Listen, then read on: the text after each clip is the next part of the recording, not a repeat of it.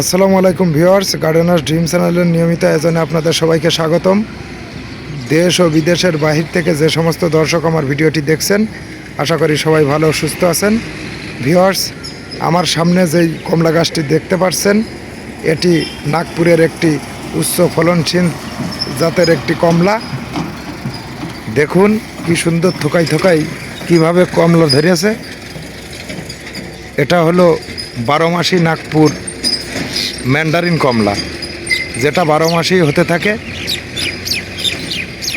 কেবলই পাক এসেছে, দেখুন এখনও পুরোপুরি লাল হয়ে পারেনি, আধা পাকা অবস্থায় আছে।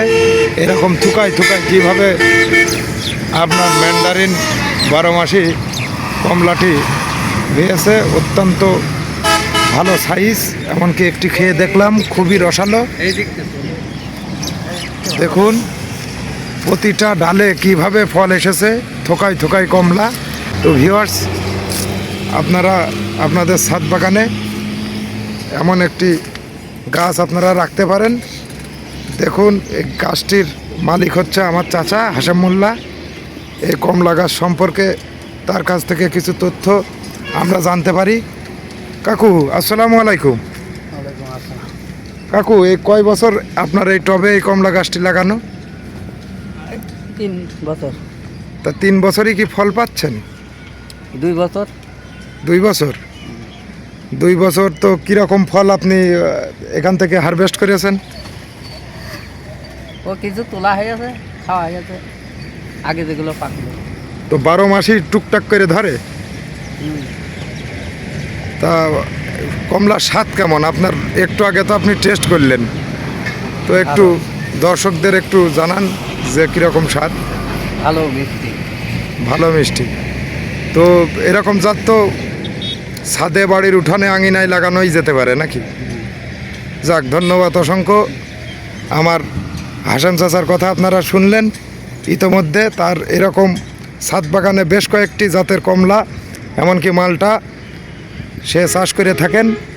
শখের বসে এই বাগান সে করেছে। আপনারা দেখতে পাচ্ছেন যে পাশে আপনার মালটা গাছ, এটিও 12 মাস ফল দেওয়ার প্রবণতা আমরা দেখতে পেয়েছি। দেখুন যে 2 মাস পূর্বে আপনার যেই ফলের গুটি এসেছে, আবার নতুন করে এই গাছে আবার ফুল আসতেছে। তো ভিউয়ার্স, এটা আবহাওয়ার তারতম্যের কারণেও হতে পারে। অরিজিনালি এটি সিজনাল একটি জাত, আমাদের যেটা বলা হয় পয়সা মালটা, বাড়িওয়ান জাত। ভিউয়ার্স, এদিকে দেখুন আরেকটি কাশ্মীরি যে আপেল কুল, সে আপেল কুল ছাদের এক কোনায় অল্প মাটি বিশিষ্ট একটি টবে লাগিয়েছে আমার কাকা। কিন্তু এত সুন্দর ধরন, এমনকি ফলন এখনও কাঁচা অবস্থায় আছে, যার কারণে টেস্ট করতে পারছি না। তো ভিউয়ার্স, দেখুন সব জায়গায় কি সুন্দর কুল ঝুলছে, শাখায় শাখায়, ডালে ডালে কুলের অভাব নেই। এর আগেও এখানে একটা গাছ ছিল, সেই গাছ থেকেই এই গাছটি তৈরি করেছেন আমার হাশেম কাকা। তো ভিউয়ার্স, এইদিকে আরও গাছ আমরা দেখি। দেখুন এটি আনারের একটি জাত, ভিতরে বিচি নরম, এমনকি দুর্দান্ত স্বাদের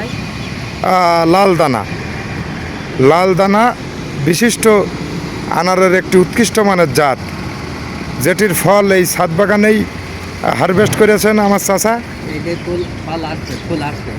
এটা ফুল আসবে। গাছটি ছোট, যে গাছটি মাতৃগাছ ছিল সে গাছটি মারা যাওয়ার পরে আমার চাচা আবার নতুন করে কলম করেছে। তো গাছটি ছোট, ইতোমধ্যেই কিছুদিন পর এই বেদনা আমরা দেখতে পাবো ইনশাল্লাহ। ভিউয়ার্স, এইদিকে আরও কয়েকটি গাছ আছে। দেখুন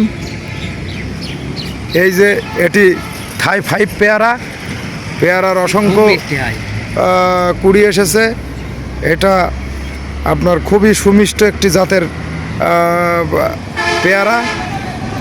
2-3টা গাছ এখানে আছে, ওইগুলা পুনিং করে ছেটে দিয়েছেন। ফল হারভেস্ট করার পর এটা পুনিং পরবর্তী সময়ে দেখুন কিভাবে শাখায় শাখায় ফুলের কুড়ি এসেছে। কিছুদিন পর এই কুড়ি থেকেই আবার ফল তৈরি হবে। তো ভিউয়ার্স, ওই সাইডে আরেকটি গাছ দেখতে পাচ্ছি, এটা মনে হয় লাল পেয়ারা নাকি চাচা এটা? নাইকা কি বিয়ারা যাই হোক কলম বান্ধিলাম, বান্ধা হয়নি ভাই। ও কুড়ি আচ্ছা, আইয়াছে।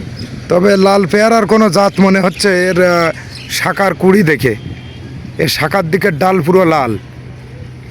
এটা তাইওয়ান পিঙ্কও হতে পারে ভিউয়ার্স। এই আইয়াছে, এই আইয়াছে। এটা দেখুন, এই যে আরেকটি আপনার 12 মাসি জাতের গাছ, যেটি এর আগে হাশেম চাচার সাক্ষাৎকারে নিয়েছি, সেই একই জাতের কমলা। অনেকগুলো অলরেডি হারভেস্ট করে তারা খেয়েছে।